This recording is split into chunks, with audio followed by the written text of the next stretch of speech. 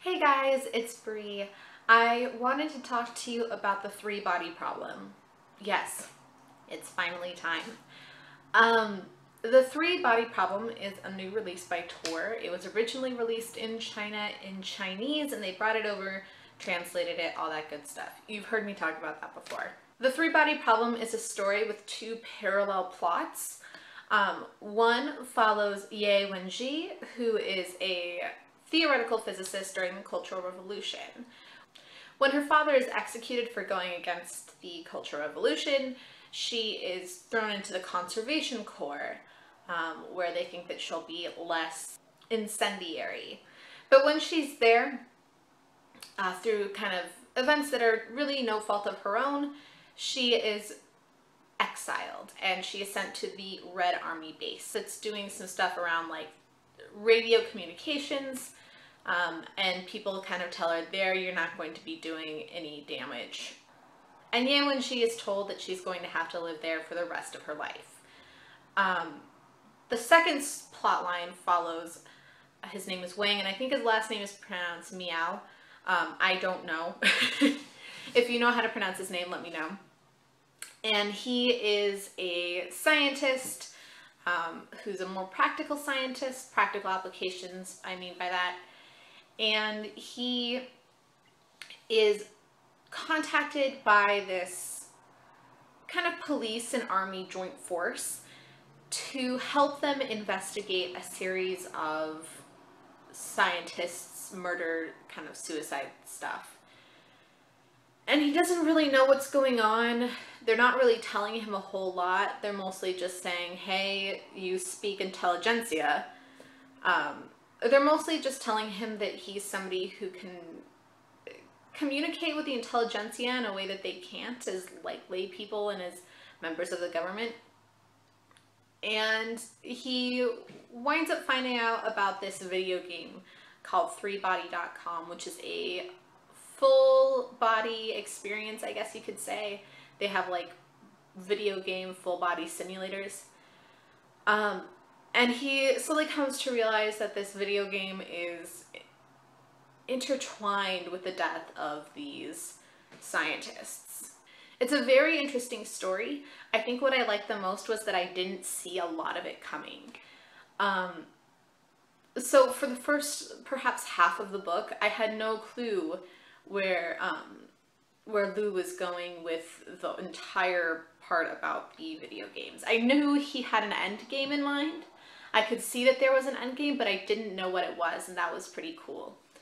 It was really neat to see somebody's perspective of the Chinese Cultural Revolution who, you know, would have had family who had gone through it. You know, especially as a young person in America, we don't really learn a lot about Chinese history. So it was really neat and I think a very cool insight to get. The story itself was pretty dynamic. There was always a lot going on and it was exciting. I really liked Ye Wenji's character. We see a lot of her story and we see a lot of her growth. And there are quite a few passages that are told from her perspective. She's a really interesting character and she was done, I think, very well. Wang, not so much. Not because he was a badly drawn character, just because we didn't really see a lot that was affecting him and actually like altering his life. Not until he realizes what's going on at like the very end do we see him actually react to anything major.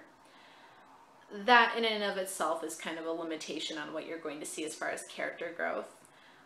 He is an interesting person, and I think a lot of the discussions that he has, especially with a couple of the side characters in particular, were pretty interesting.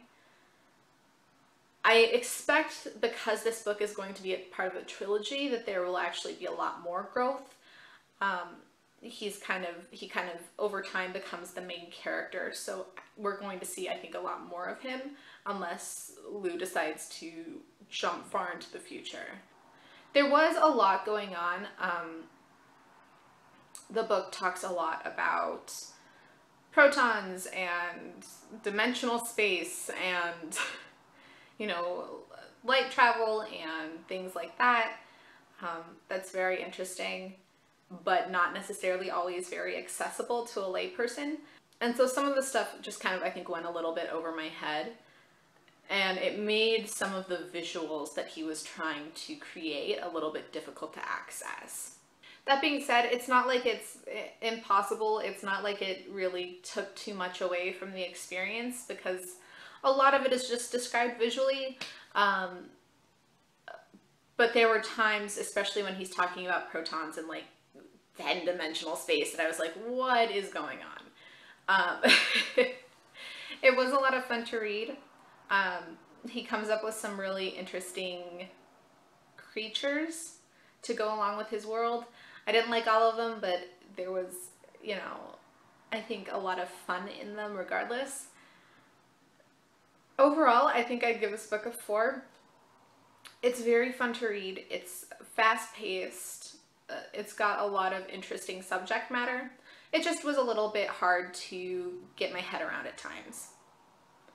I think if you really like your hard science, if you really like stories that involve like virtual reality, I think you're going to really like this one. Let me know what you thought of it, but it's definitely one to keep your eye on. I hope you guys are having an awesome reading week, and I will talk to you later. Bye!